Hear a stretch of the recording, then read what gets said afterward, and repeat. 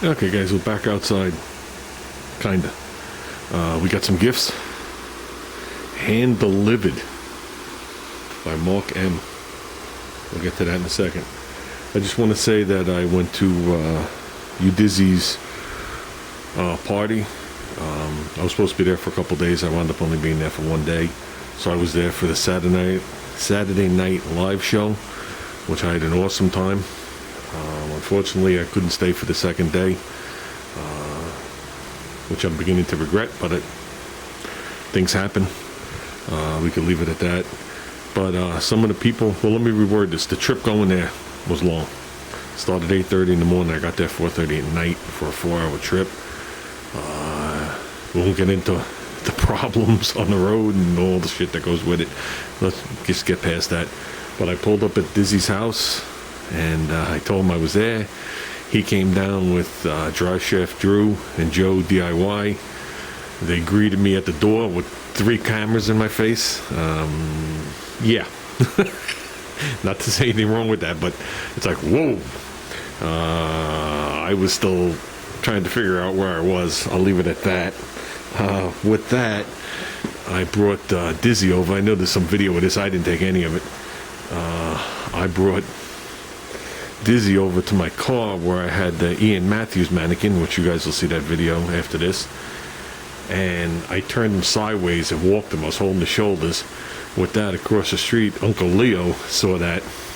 Then I spun him around, and Uncle Leo, I'm not sure what he thought was going on, but he came out in his underwear, to say the least. Well, that was all he had on. There was no least to say. And I don't know, I was a little discombobulated on what was going on. At first, I was unsure. I knew who he was, but I was unsure of what was happening. And Joe was talking to him about something about sausages, because the last time we saw him, he was cooking sausages. And Uncle Leo put his hands down his pants and then tried to shake my hand. So that wasn't happening. Then Uncle Leo thought I was the pizza guy. So then we went upstairs, we hung out. I got there, I don't know, 10 minutes or so before the live show. A couple of minutes after I got there, Hazy Days and Jack showed up. I got to meet them. Awesome. Obviously, I've only been talking to them over the live shows and whatnot. So I never met any of these people in person other than you, Dizzy. Yeah, in reality, I've been there a couple times. I've never met Uncle Leo. So obviously, Joe and Drew were awesome too. Drew said, not Joe. Drew says, "You know who I am?" I said, "Of course I know who you are." I said, "You're Drew. Let's sit down." And we sat there on the side. We talked a few minutes, and if you watched the live show, we talked a bunch. My head was a little out there, so I did the best I could do. Then we went on, which was good, not a problem. And then people started to show up. Angry Dog showed up, not particularly in this order. I'm just going by what I can remember. We got Dry Shit. Captain Jerk showed up. Okay.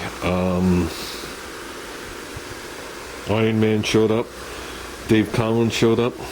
Angry Dog showed up. Ian was there the whole time. Of course, Tina was there, and Jack came with Hazy Days, because that's his son. I'm sorry I forgot Joe's daughter's name and stuff. It was mentioned, I just forgot. What was I going to say? Yeah, and we rotated a little bit during the live show, and a lot of people couldn't get everybody in front of the camera. It was a party with a camera on. How's that? And the party continued after I left for the night. But what was I going to say?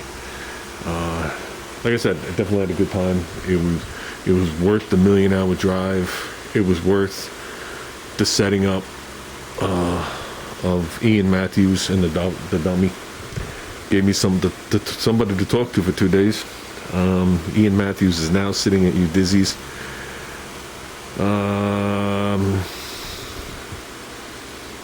And with that, it's on the live show. Mark presented me with the box, which I knew what it was. He showed me on a live stream a week or so before what gifts that he had bought for this car. So let's open them up real quick. He gave us, when I say us, I mean Junior, well, it's mostly Junior, gave us a pair of AMC Racing Team t-shirts. The other one's in the house. Junior has it already, and he says thank you. And there's only one person that makes these shirts, and that's Eddie Stakes. Eddie Stakes has been involved with AMC for as long as I can remember. I think early 80s. Before me, technically. Well, before I got seriously into them. And we got some parts here. Trying not to make the video too long, so I'm trying to rip the stuff out. Okay. We got door handle gaskets. He didn't get me 4, he got me 6 in case. That's awesome. So guess what's going on in the car now? Door handles. We knew about those a week or so ago, so we've been waiting. Okay. He got us, well, Junior, technically, this isn't my car. The gasket, that goes on the roof. Now I can show you what I'm talking about, and that goes on the hatch. I can't show you the hatch right now, but I can show you the roof. So this right here covers a section approximately right there. It's made of rubber. That's what I said, believe it or not. On this panel is masking tape with primer and paint over it, and has those holes. So that'll go in there. So we got those brand new, shiny new. I think he got enough for 3 hinges. I know there was more. No, he got enough for 4 hinges. So we're good on those. I could have sworn I hung the other ones up as we were working on the car. I could have sworn they were hanging around here somewhere. They probably went inside the car when we opened up the doors. But they were like hanging on a cord forever. And like I said, I probably put them inside. But now I got those, so we don't need the old ones. And this is all stuff from Eddie Stakes, so anything you buy from Eddie Stakes is going to fit. There is no questions asked. You can trust him.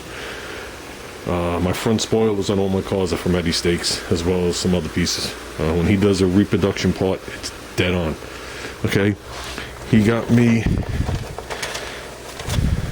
I feel like if anybody's ever, oh, they're in the house. He got me some AMC Racing decals and 2 AMC, they're white transfers. They must go on an emblem somewhere on the car, but probably not this year Concord, because I don't remember it on the car. So we'll hold on to those. And he also got me this. Whoops, there's some papers in there from Eddie Stakes. Got me this. And this is made out of that original weird looking rubber with the cords in it. Almost like the inner part of a tire. Okay, I see 2 slits here.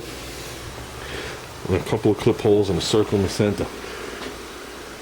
He feels it goes on the upper part of the radiator support, which he would probably know better than me because he looked it up. But I'm not sure. I have to peel this away.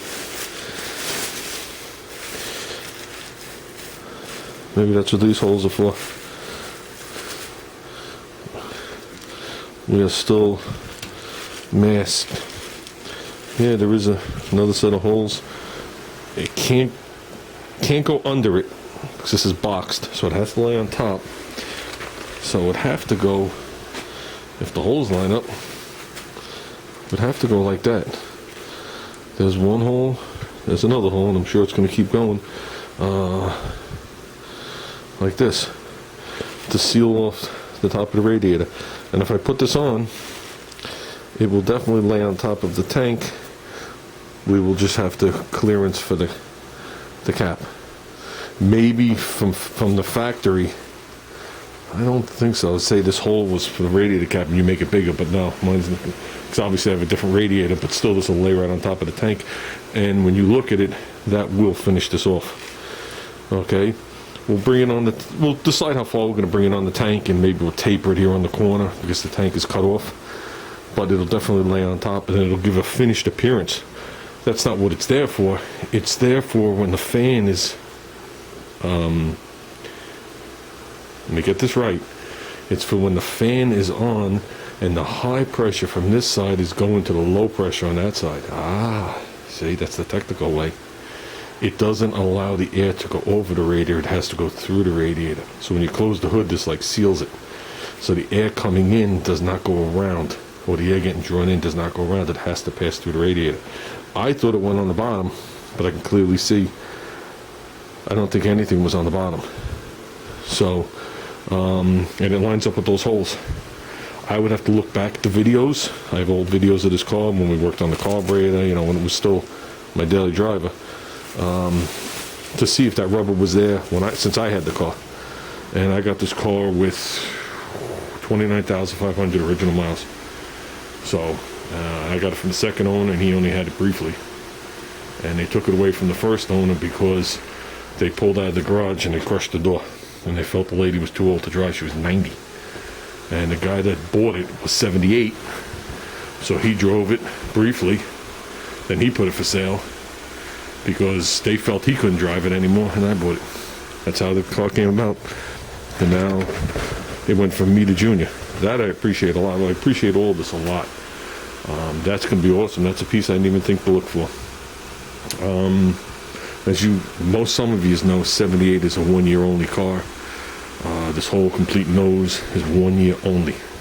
77 was a Hornet, round headlights, different shaped fenders, different shaped everything. Nothing. You can put it on as an assembly, but you can't put individual pieces on. 79 has the long headlights that come out to here, the four headlights that everybody's used to seeing. I'm not used to seeing the 78. 78's a 1 year only. They put square headlights in, a round headlight thing. If you take that out, it still holds the round headlights for a Gremlin. So this nose is 1 year only. Okay, so I wasn't sure what the deal was with the radiator support. It's different than a Hornet, because we found that out because this bar does not bolt out. But that doesn't mean you can't put a Hornet nose on it. Anything can fit anything with a little bit of modification, but it will directly bolt on. There might be a bracket or two you gotta add or switch. So when they were trying to get this car off of 78, they were just using an old platform. Like when they came out with the 70 Chevelle wagon, it's a 69 Chevelle. Okay, and it has 70 front, and right when you get to about here, it turns to a 69 fender. So from here to here, it's a 70 Chevelle. From here back is a 69 fender. So a 70 Chevelle wagon takes the same nose as a 70 El Camino, only they will not fit the production cars. That's why I like the 70 wagons and the 70 El Caminos, because I never liked what they did to the fender wells. I always liked the 69 and 68 style, and the rest of the car is 68, 69. So it's a 1 year only set of fenders, and they only fit a station wagon, they only fit an El Camino, they will not fit a production car.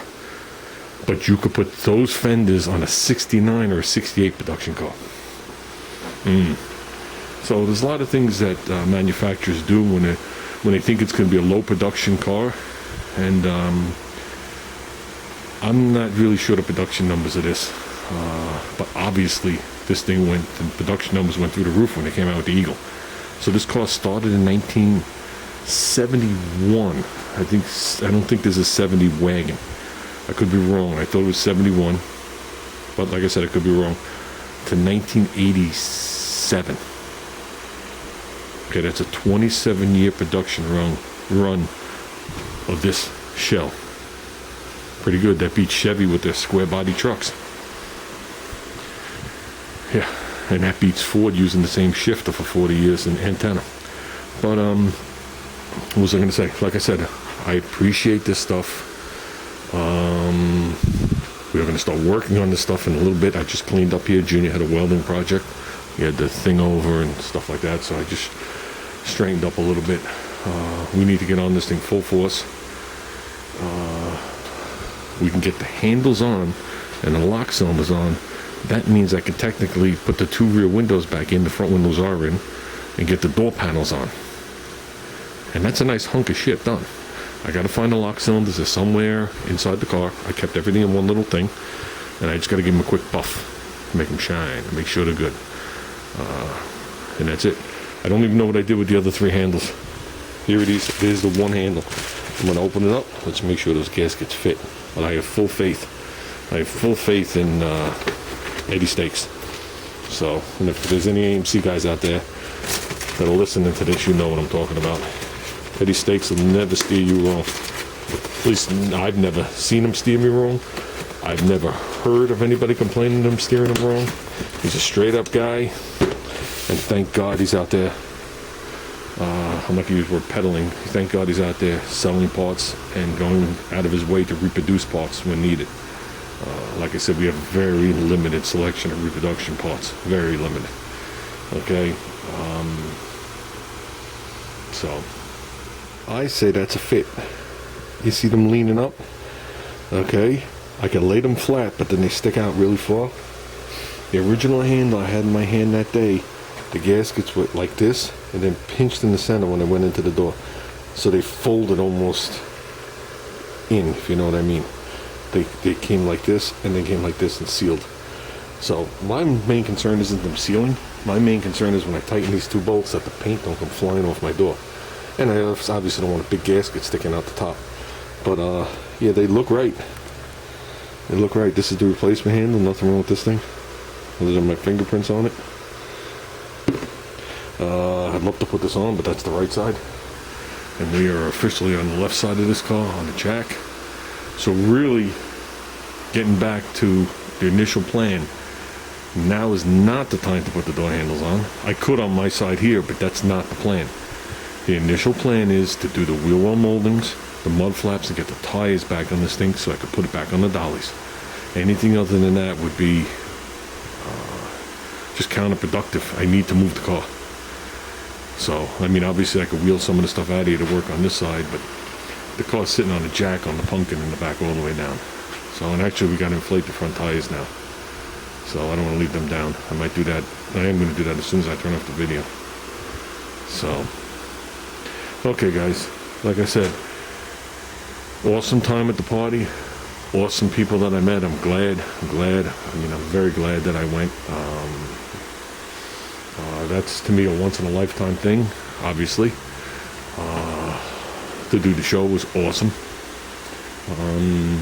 To celebrate his party with him was even more awesome. To receive this gift is beyond awesome. Whoop, I'm losing this molding here. And this is going to allow us to move forward. It's amazing. It worked out just right. Just right. And I got to meet the person that gave it to me. And as you can see here, I still got stickers. Those are stickers that were sent to me from, Ken, for the wagon. We haven't moved or touched the wagon. No reason other than the fact that for a couple of weeks I just didn't have time to go out with the car. I was busy on this, during vacation, whatever it was. And then the other night when I got that phone call from Mike, do you want to go out? And I was like, sure. That was halfway through the day. I was like, I might as well just take the sedan. And I took the sedan.